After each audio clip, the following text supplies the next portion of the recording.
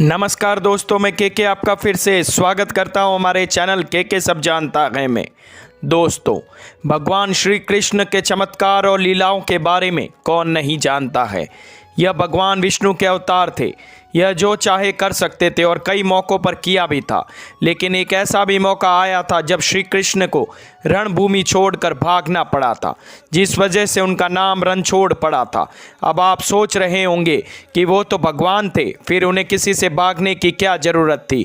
दरअसल इसके पीछे एक बेहद ही रहस्यमय कहानी है, जिसके बारे में शायद ही आप जानते होंगे। उसी कहानी का जिक्र आज हम आपको इस वीडियो में करवाने जा रहे हैं। यह कहानी कुछ इस तरह है कि एक बार मगधराज जरासंध ने भगवान श्री कृष्ण को युद्ध के लिए ललकारा था।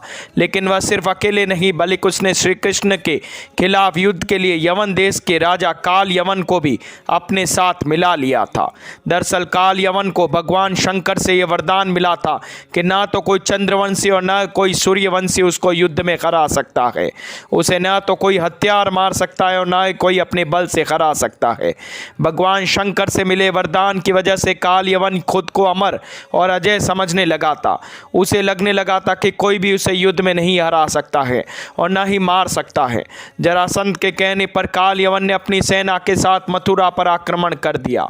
अब चूंकि श्री कृष्ण जानते थे कि काल यवन को अपने बल से मार नहीं सकते और न ही उनका सुदर्शन चक्र उसका कुछ बिगाड़ सकता है, इसलिए वो रणभूमि छोड़कर भाग गए और एक अंधेरी गुफा में पहुंच गए। श्री कृष्ण जिस गुफा में जाकर छुपे थे, उसमें पहले से ही इक्ष्वाकु नरेश मांधाता के पुत्र और दक्षिण कौशल के राजा मुचकुंद गहरी नींद में सोए हुए थे। दरअसल उन्होंने असुरों से युद्ध कर देवताओं को जीत दिलाई थी। लगातार कई दिनों तक युद्ध करने की वजह से वह थक गए थे, इसलिए भगवान इंद्र ने उन्हें सोने का आग्रह किया और उन्हें एक वरदान भी दिया, जिसके मुताबिक जो कोई भी उन्हें नींद से जगाएगा वह जलकर भस्म हो जाएगा। राजा मुचकुंद को मिले वरदान की बात श्री कृष्ण को पता थी, इसलिए वो काल यवन को अपने पीछे पीछे उस गुफा तक ले आए जहाँ राजा मुचकुंद सोए हुए थे।